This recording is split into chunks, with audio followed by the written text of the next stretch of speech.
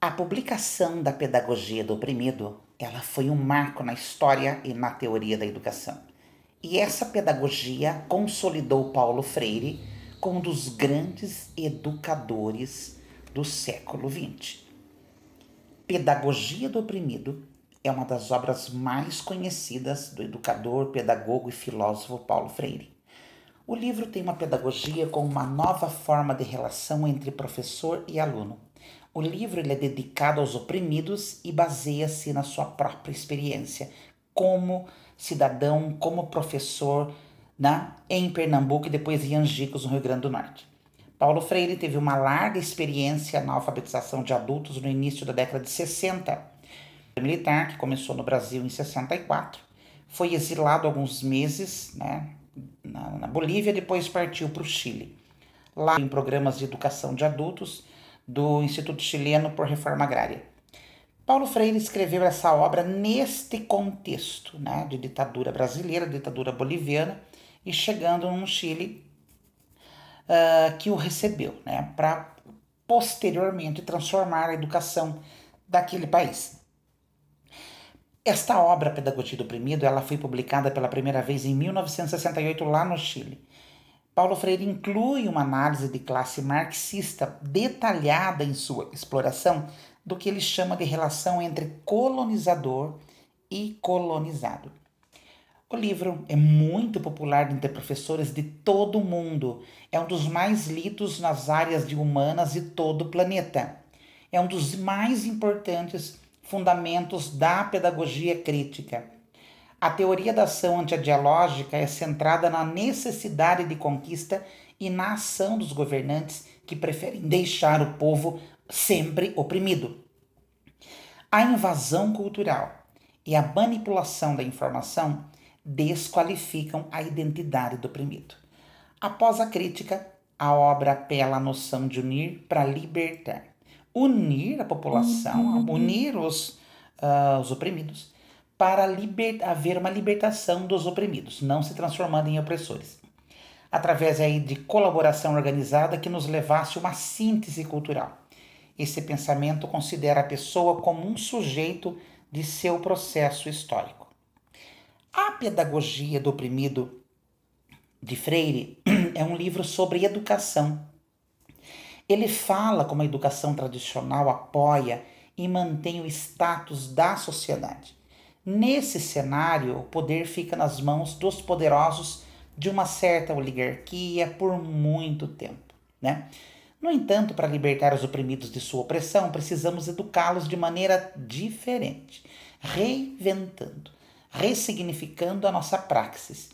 Essa nova forma de educação tem como foco a conscientização e o diálogo entre alunos e professores, para que juntos eles se humanizem na hora de ensinar e aprender. É imprescindível essa condição para a libertação. Ou seja, educá-los de maneira ressignificativa. Gente, essa nova forma de educação, o foco é a conscientização do oprimido da sua condição de oprimido, né? E o diálogo entre alunos e professores constante, ressignificando a praxis. E, logicamente, acontecendo aí a união, né? A humanização do sujeito. A humanização por meio da educação. Nessa hora imprescindível de mais ensinar, mais aprender do que ensinar. As ideias de Paulo Freire, elas causaram aí, logicamente, transtorno entre as lideranças, especialmente os governos ditatoriais do nosso país. Paulo Freire fala sobre como a educação pode preservar a ordem social atual ou também pode transformar.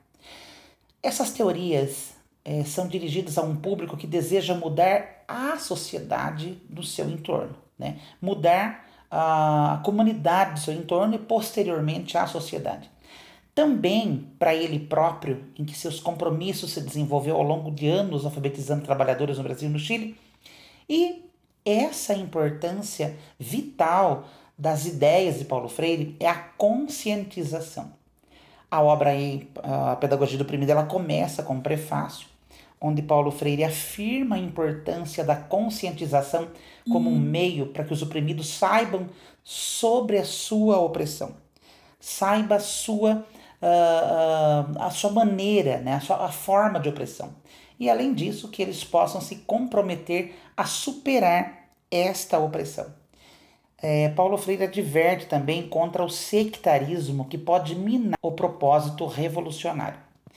Para que as pessoas sejam livres, elas precisam se sentir humanas. Então, combater esse sectarismo de ideias.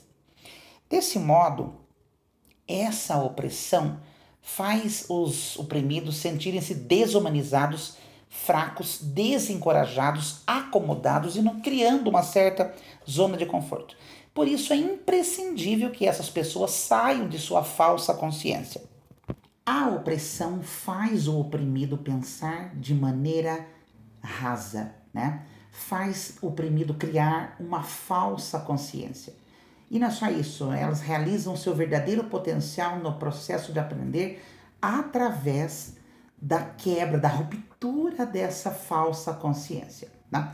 Ou seja, o oprimido, a opressão faz com que o oprimido sinta-se desumanizado, né? Fraco, acomodado. Imprescindível humanizar a nós mesmos. Paulo Freire fala que devemos humanizar a nós mesmos e também aos outros. Só podemos fazer isso exercitando nosso livre-arbítrio para criar um mundo melhor por meio de nosso trabalho. Os oprimidos têm a tarefa histórica de se libertar, tornando-se sujeitos do processo histórico e superando a dominação.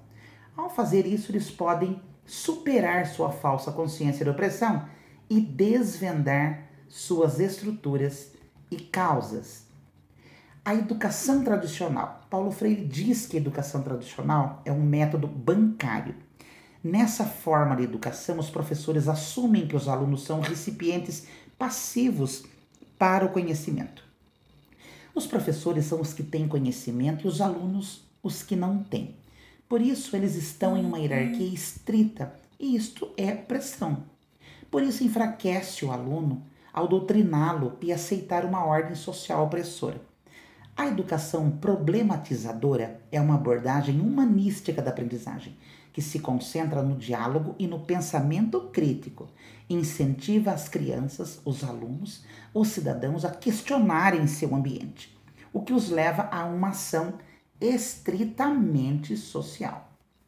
A função do professor, então, é facilitar o processo de criação de conhecimento, colocando aí problemas para que os alunos compartilhem o ato de propor soluções. Então, esse método ajuda a trabalhar a consciência crítica entre os grupos oprimidos. Além disso, permite que eles trabalhem em direção à revolução por meio da cooperação entre professor e aluno. Segundo Paulo Freire, a educação deve envolver o público e ajudá-lo a descobrir seus problemas. Os docentes, os professores, os educadores devem usar métodos sociológicos para ver a vida das pessoas, assim como métodos antropológicos. Dessa maneira, eles podem então saber aí sistemas em um formato simples que ajude as pessoas a saber a sua própria opressão na sociedade, como se fizesse uma anamnese para cada aluno, conhecendo e adentrando o seu universo particular. Paulo Freire prossegue dizendo que o revolucionário deve usar táticas dialógicas para lutar contra a invasão cultural do opressor. Essas táticas dialógicas, elas são a cooperação, a unificação, a organização. Então, táticas dialógicas para combater essa invasão cultural do opressor. Táticas dialógicas envolvendo cooperação, unificação, organização. O pensamento de Paulo Freire. A pedagogia é um conceito importante para Paulo Freire, pois é a prática de educar e capacitar os outros para que se levantem contra a opressão. Além disso, como uma forma de pensar a educação em geral, a pedagogia ela pode ser opressora e também pode ser libertadora. Isso vai depender de quem está ensinando. Tem que levar em conta o que ensina, a quem, como está fazendo, por fim, quais são os motivos, né?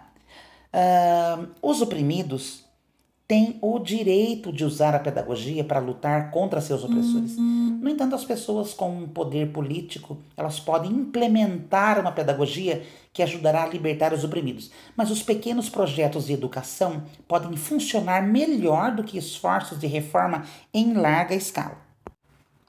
Entendemos então que Paulo Freire enfatiza que é preciso trabalhar a teoria dialógica, contrária à manipulação das classes menos favorecidas pela cultura por meio da mídia.